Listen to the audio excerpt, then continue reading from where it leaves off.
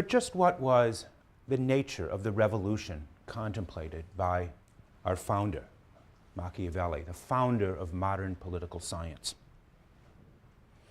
Consider just for a moment the title and dedication of the book. The Prince appears on its surface to be a most conventional work.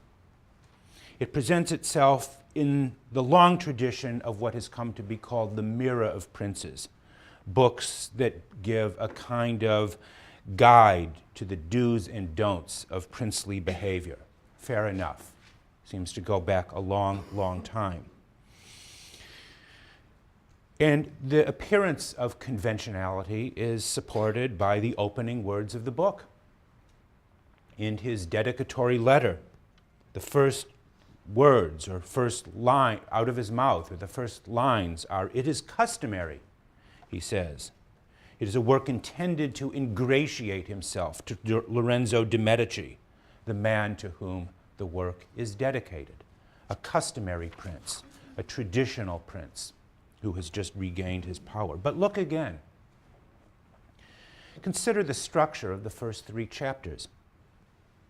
All states, all dominions that have held and do hold empire over men are either republics or principalities, he says in the opening sentence of chapter 1.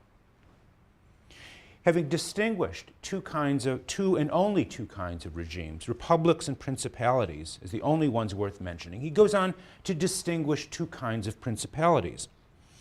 There are hereditary principalities, like those currently run by Lorenzo, which acquire their authority through tradition and bloodlines, hereditary bloodlines. And then he says there are new princes and new principalities.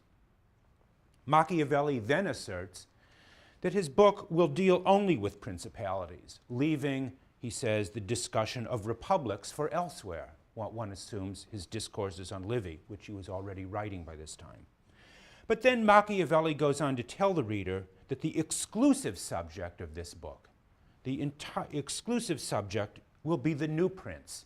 In other words, not Lorenzo at all, but precisely princes who have or will achieve their authority through their own guile, their own force, or their own virtu, to use the famous Machiavellian term that I want to talk about later.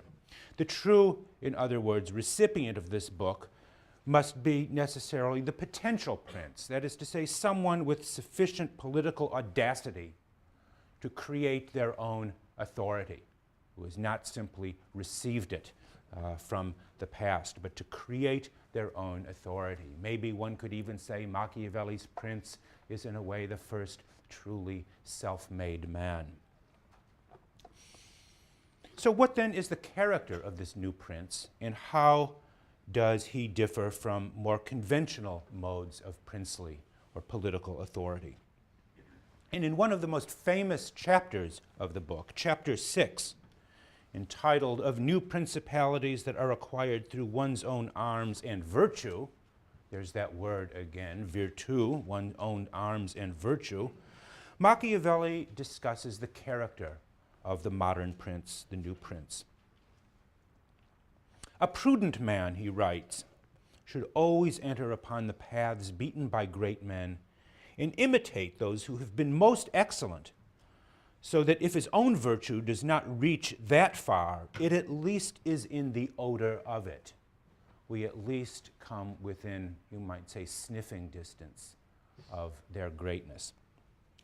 One should do, he says, what archers do when attempting to reach a distant target, namely, aim your bow high, knowing that the force of gravity will bring the arrow down. In other words, set your sights high, knowing you will probably fall short. So who are the greatest examples, he says, of princely rule that the prudent man, interesting choice of words, the prudent man should imitate?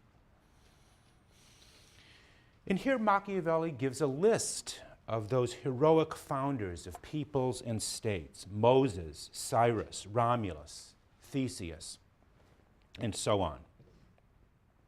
As one examines their actions and lives, he writes, one does not see that they had anything else from fortune than the opportunity which gave them the matter, enabling them to introduce any form they pleased. Notice in that sentence he uses those Aristotelian terms, form and matter, that we spoke about in relation to the Aristotelian regime. They had nothing else from fortune, he says again, than the opportunity, the occasion, that gave them the matter, enabling them to introduce any form they pleased. In short, Machiavelli claims these were founders who created, in a way, ex nihilo, out of nothing. They only had the occasion and a kind of formless matter upon which they could adopt and impose any form they took. And they had, of course, the strength of mind as well as the audacity and cunning to take advantage of this situation. Such opportunities, he writes, such occasions made these men successful, and their excellent virtue enabled the opportunity to be recognized. Hence their fatherlands were ennobled by it, and they became prosperous. They took advantage of their opportunities, seized their opportunity, and imposed their own form upon it.